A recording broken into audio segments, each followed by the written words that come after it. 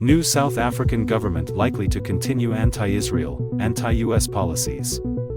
South African President Cyril Ramaphosa announced the formation of a coalition government on Sunday. Given the dominant position of his African National Congress, ANC, the government is poised to continue Pretoria's anti-Israel and anti-American policies despite the new governing coalition's inclusion of a party with a more positive stance toward Israel. Under Ramaphosa, South Africa has bolstered ties with Iran, Russia, and China, including both defense and economic cooperation. Likewise, Pretoria's anti-Americanism has been palpable. Outgoing Foreign Minister Naledi Pandor declared in May that the United States will be the next target for the International Criminal Court because of its support for Israel. Also in May, Ramaphosa's ANC, once the party of Nelson Mandela, had its worst electoral performance since the end of apartheid.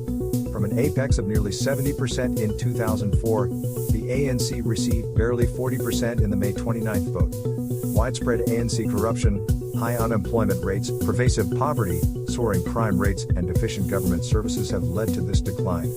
The new government coalition will comprise the ANC, which will control 20 of the cabinet's 32 ministerial positions, the Democratic Alliance, DA, which will have 6 seats, and 9 smaller parties, which will help dilute the DA's influence. The DA's Israel-friendly policy reflects a popular viewpoint among South Africans. However, given which cabinet posts it holds, the DA will have limited sway over foreign affairs. Pandor will step down as foreign minister, but her replacement, ANC Minister of Justice Ronald Lamola, is no less hostile toward Israel. On October 7, the day of Hamas's murderous rampage in southern Israel, Pretoria's foreign ministry blamed Israel for the outbreak of violence.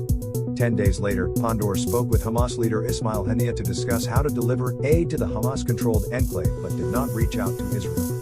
On March 10, Pandor vowed to arrest South African citizens who have served in the Israeli military. During Lamola's tenure as Justice Minister, Pretoria brought a case before the International Court of Justice, ICJ, last December, falsely accusing Israel of committing genocide and requesting a halt to Israel's operations to counter Hamas. At the ICJ, Lamola falsely blamed Israel for the Hamas massacre, saying, "The violence and the destruction in Palestine did not begin on October 7. They have experienced violence for the last 76 years, disregarding persistent Palestinian efforts to delegitimize the state of Israel and declining to negotiate peace agreements since the Oslo Accords. The inclusion of the small Al-Jama'ah party in the new government and the allotment to it of a deputy ministerial post also indicates that Pretoria will continue along its anti-Israel path." On its website, the Muslim political party wrote, Al-Jama'ah invited Hamas and other resistance fighters, SIC, to parliament.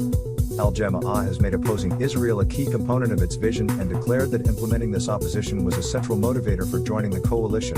Some in Washington have suggested that pushing back on South Africa's policies that are anathema to U.S. interests could push Pretoria into China, Russia, and Iran's hands. However, Pretoria's ties to these adversaries are already substantial.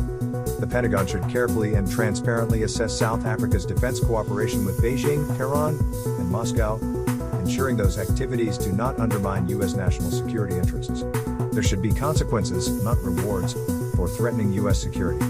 Congress and the administration should have candid conversations with Pretoria about its support of Iran and Iran-backed proxies activities, including Hamas's visible presence in the country. South Africa is currently on the gray list of the Financial Action Task Force, FATF, which sets global anti-money laundering and anti-terror finance standards. Washington should insist that FATF maintain Pretoria on the gray list until it takes tangible measures to prevent Hamas from exploiting South Africa as a financial haven, including rescinding its memoranda of understanding with Hamas and closing bank accounts associated with Hamas-linked charities. David May is a research manager and senior research analyst at the Foundation for Defense of Democracies, FDD. Toby Dershowitz is the managing director of FDD Action. For more analysis from the authors and FDD, please subscribe here. Follow David and Toby on X at David Samuel May and at Toby Dersh. Follow FDD on X at FDD. FDD is a Washington, D.C. based, nonpartisan research institute focused on national security and foreign policy.